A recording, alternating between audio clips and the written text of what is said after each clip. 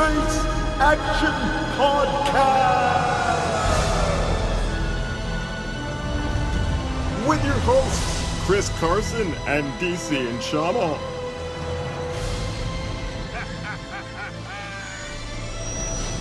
Welcome to Space Action Podcast, a division of Space Action Heroes, a webcomic you can find at spaceactionheroes.com. I'm DC and Shama, and this week, Chris Carson is MIA, folks. He was unable to make it, so I'm actually going to be flying this one a little solo, if you will, which is appropriate given what I want to talk about this week.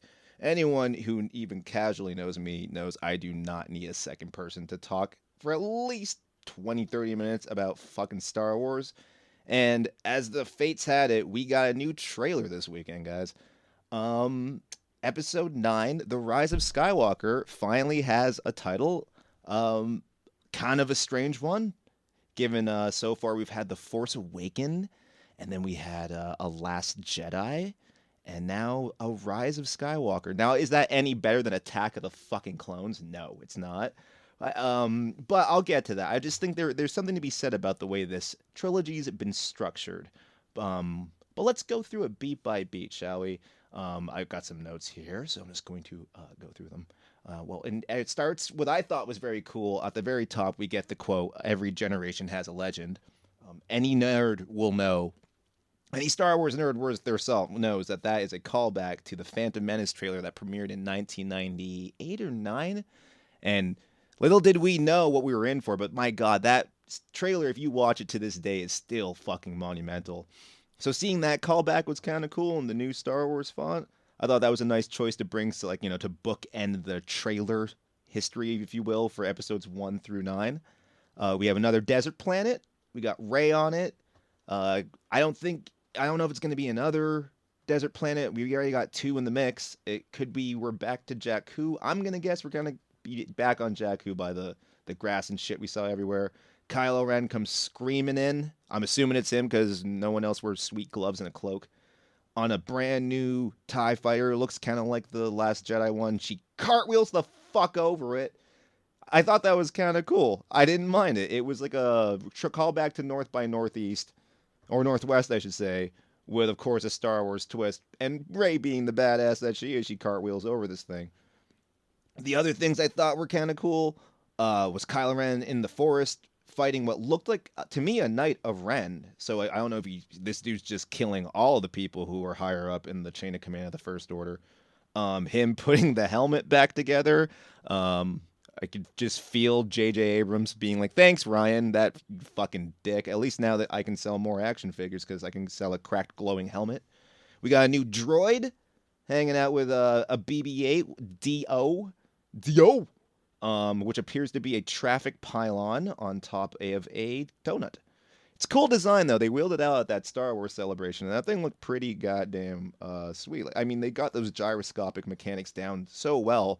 Like, you're waiting for that thing just to tip the fuck over, but I don't know. That thing looked pretty impressive to me. We'll see what role he plays. Is he the 3PO to BB-8's R2-D2? Is he just yet another ploy to sell toys? We don't know, folks, but we'll see.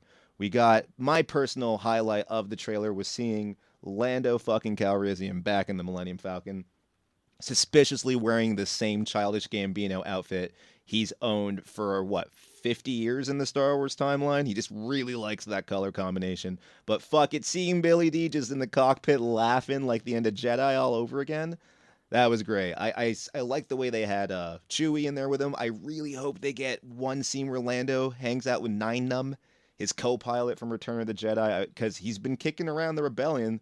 He survived the Last Jedi, unlike Admiral Akbar, so it would be kind of cool to have Lando reunite with Nine Numb, but we'll see. Who gives a fuck? We'll see. The music was great. That was the one thing I really noticed about the trailer. I don't think John Williams does the music for the trailers, but oh man, between the swell of the Princess Leia score there and the final motif at the end, at the very, very end, those were 2 great moments. I don't know if they're going to end up in the score. Usually the music in the trailer never ends up in the films, but god damn, that was some good composition. I loved Poe and Finn on the skiff. That looked badass as hell. that was very Star Warsy. All the costume design in this movie looks phenomenal. I really like Rey's white Jedi outfit with the hood on the back. I really loved Poe's super rebellion looking kind of half Han Solo, half like space piratey looking vest. And Poe looking like he stepped right out of like an adventure movie with like the scarf and shit. I thought everything looked very Star Wars, but unique and inspired, like with motifs of like new fashion versus like the '70s fashion that Star Wars always referenced. That looked really cool. I'm all aboard for that. The aesthetic of this movie, again, JJ's back, so you got your kind of cool swooping camera movements in that trailer. I'm interested. The dude knows how to craft a visually interesting looking movie. Regardless, like you watch Star Trek Into Darkness, the plot's all over the place, but that's a fucking gorgeous movie to look at. Despite the lens flares that people bitch about, I think this movie like looks great so far. We got someone holding the medals from the Yavin base, which I thought was kind of cool. A callback, like unlike the dice, which I feel like are just a background thing. I feel like the Yavin medals do have some symbiology to them, in the sense of like that's the kind of the unifying thing that brought our three heroes, Han, Luke, and Leia, together. Was that coronation ceremony kind of cemented them as heroes of the rebellion. So I thought that was kind of cool seeing those again. And then speaking of Episode 4, one of the parts of I didn't care for in the trailer was seeing the fucking Death Star for the fifth fucking time. At least it wasn't like they were building another one, because that would be, if they were doing Star Killer Base 2, it would just be out of control. I am intrigued if it's the first one crashed on Yavin Base, or more likely the second one crashed on Endor. There's some early production art you can find online of Rey scuba diving down into the trench from the Death Star. There's a lot of pre-production pictures that show in The Force Awakens an unused idea was to go to the wreckage of the Death Star. So maybe they're revisiting that idea. JJ said that apparently they only had 2 years, I think, to be after Colin Trevorrow, the Jurassic World director, was fired from this film due to creative differences. He joined the long list of Star Wars directors, including Phil Lord and Chris Miller and Josh Trank. And all of a sudden was given the heave-ho. Presumably, I think Carson mentioned it in our Last Jedi podcast, that he had different plans for Luke Skywalker that didn't involve him projecting himself to death. So in this film, we have JJ back using a script that apparently is only 2 years old. So maybe I can see him recycling some ideas, like this whole Death Star concept.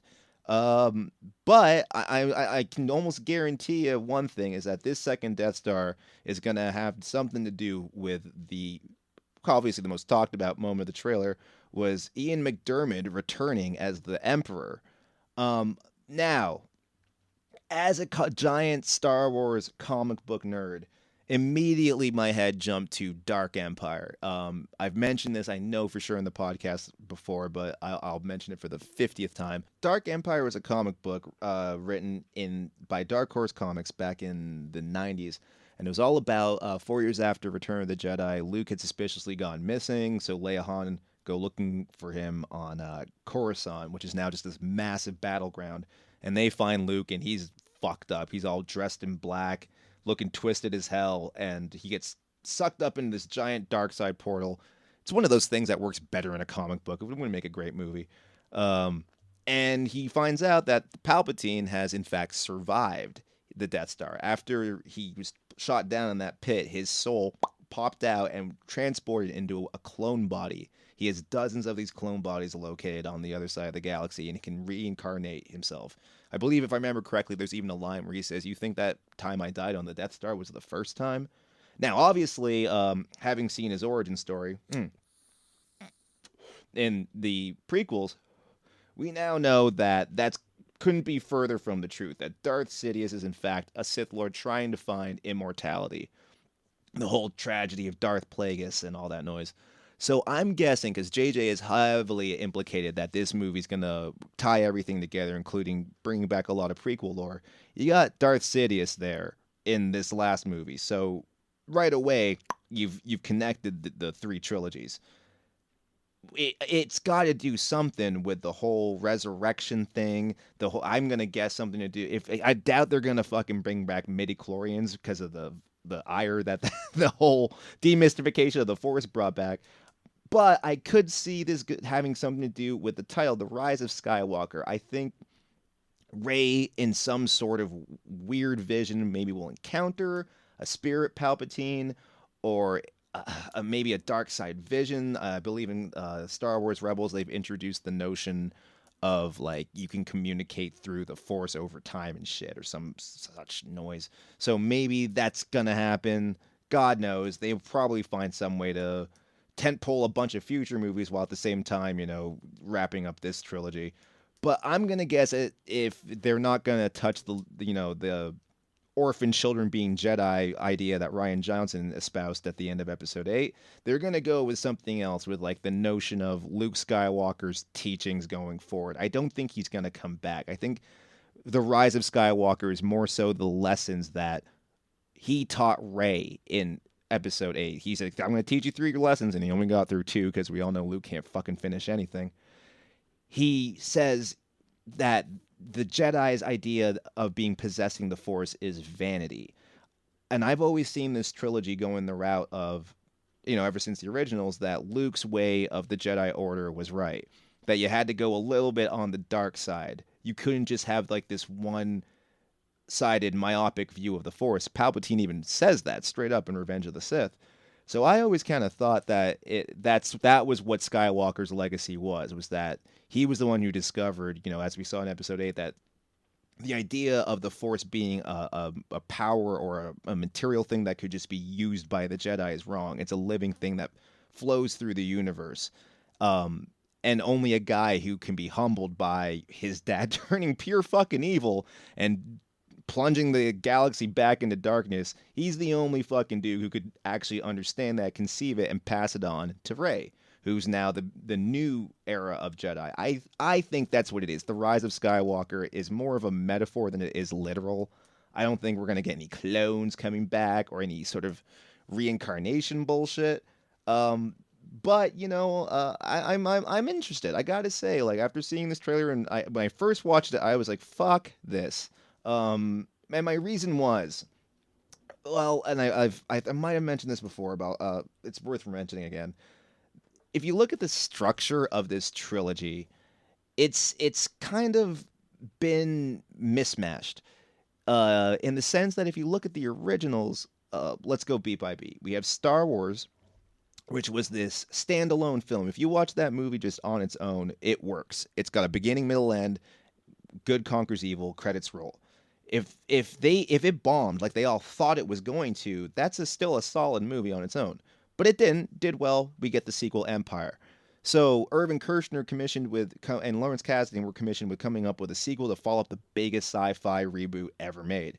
So instead of going with the intergalactic civil war aspect, I find Empire's more of a soap opera about 4 main characters: Han, Luke, Leia, and Vader. To me, Star Wars resonates more because it's the perfect balance of a military story of like we have secret plans that we have to get to the good guys before the bad guys get to us. There's a countdown. There's a sense of urgency to everything, while being this beautiful theological story about spirituality and how faith can conquer tyrannical forces. Meanwhile, Empire is just really about what characters want, what characters are searching for. Vader's searching for a connection to his family, to the light side conflict within him, and it's through his son. Luke's searching for some closure to avenging his father. Han and Leia are searching for each other the whole movie. They're kind of doing this push and pull until the very end, whenever Han's presumably about to die. Leia's like, "I love you," and that's their arc throughout those movies. Now, here's my problem with Empire. While it was my favorite for a long time, but with having seen these sequels, it really does kind of start to tarnish over time. You realize that Empire is, without doubt, the beginning of the end for the rest of the movies. 4 main characters, and 3 of them are related to each other. So now every single fucking movie that's come since Empire has to feature either the Skywalkers or Solo. And it just keeps happening over and over, and we can't make a movie about anyone but these characters. people keep saying, why don't we do the expanded universe? Why don't we do Knights of the Old Republic? Because the studios are afraid to go out on unknown territory, so they'll leave that shit to, like, the video games or the cartoons or the TV show. But in these high stakes multi-million-dollar productions, they don't want to risk on anything but fucking Han, Luke, and Leia. And that's, I hate, and with no better way to phrase it, that's the fault of Empire. So Empire Strikes Back is this amazing sequel, I should say, opens up all these new ideas and puzzle boxes and leaves you with this big cliffhanger of, like, what's going to happen with that guy. Is he going to come back? Is she going to, fall in love with him now? Is she, like, what does she do? That was his dad. He fucking cut his hand off. What's going to happen? Then the follow-up is this kind of weird, awkward sequel that has a lot of really unbalanced scenes and really age inappropriate crap like teddy bears and fucking puppets, while interspliced with some of the coolest sequences you've ever seen. The rebellion versus the Empire at the end of Jedi, amazing. The throne room scene, amazing. Seeing the Executor crash into the Death Star, amazing. So standalone movie, puzzle box sequel, and then your awkward, clunky ending to the story. Now, if you look at the way the newest trilogy is played out, they've done it all backwards. The first one was this big puzzle box that introduced all these questions, like, oh my god, who's her parents? Who's this guy? Where did he come from? How did he find Ben Solo? Blah, blah, blah. The sequel was this awkward kind of jaunt with, like, weird, crap in it for kids that was this unbalanced, and I don't know, I'm beating a dead horse by talking about my discomfort for The Last Jedi, but I recently rewatched it. I did not hate it as much as I initially did, but it is very comparable to Jedi. 50% of that movie to me is some of the most terrible Star Wars crap I have ever seen since the holiday special. 50% of it is some of the most amazing things ever. I love watching that Star Destroyer get split in half by the Holdo hyperspacing through it. I love anything to do with Mark Hamill in that movie. Every scene he has, he's a fucking amazing. I've come to love the ending with Kylo Ren and Luke squaring off. I really do enjoy that scene now. But having said that, it's finalistic. That movie ends with no stakes. We're essentially right back where we began. There's no cliffhanger. There's this real sense of finality to that ending. So now all JJ has is the standalone movie. He really just has to make a Star Wars movie that mentions the prequels and the originals, and that's it. Like, just bring us home. It's the last ninth of the story. It's such a small fraction at this point. He really doesn't have to do much to wrap it all up. So I think that works more so in the favor of this movie than against it. It just really needs a beginning, middle, end, and it can just be a standalone adventure involving Finn, Rey, and Poe. And that's it, it doesn't have to reference The Last Jedi or even Force Awakens whatsoever. It can just be its own thing, and I think that could be interesting for this flick. The fact that there are no questions left to be answered from The Last Jedi actually kind of works in favor for JJ, because with 2 years of work on his script and clearly not a ton of ideas, he's able to be like, all right, well then fuck it, I'm just gonna make a space adventure movie using the characters I've already come up with, and all I have to do is gently pull on these threads that I laid out in the first movie, and it'll all pull together. So I don't know. I think there will be something uniquely interesting about this Star Wars movie. It could be the most independent, ambitious sci-fi film since, like, the first one. It just have that levity to it. It doesn't really have any obligation to any, all it has to do is have a satisfying ending that brings everything together. So realistically, it just needs an ending. It could just be a movie that, in the long run is the final chapter in a 9-chapter movie. Story, I should say. Jeez, oh man, I am off the fucking grid here, folks. I'm running on little sleep, and I'm honestly trying to get this wrapped up because Game of Thrones premieres in 10 minutes. But there you have it. There's 20 minutes. Approximately 20 minutes of me rambling about a 2-minute trailer for a 40-year-old franchise. A couple other things I wanted to mention. I like that character Jana. She looks very cool. Played by Naomi Acti, I believe her name is. That very badass looking character. She looks a lot like Salazar, Han's old girlfriend from the expanded universe, who was just this badass black chick with an afro, almost like Thandie Newton in Solo. Which, god damn it, if there's any justice in the world, Thandie Newton should get her own fucking Star Wars TV show. You hear me, Disney? Get the fuck on that. I don't want to see Cassian Andor and K2SO fucking, maybe a little bit, but maybe just K2SO and Thandie Newton. Okay, yeah, do that. Get like fucking Alan Tudyk and Thandie Newton in a Star Wars show where they just tool around the galaxy, killing Imperials like Inglorious Bastards, and you will have my attention. But yeah, there you have it, folks. Deniso's 20-minute ramblings on the episode 9 teaser. The Rise of Skywalker. So that's it for this week. It's just a short one because again, we're getting half the length because we got half the people talking. But we will be back in either a week or two because we got fucking Endgame around the corner, and I am extremely excited for that. I'm not gonna lie. So yeah, guys, take it easy for now. Have a good week, and we will talk to you then.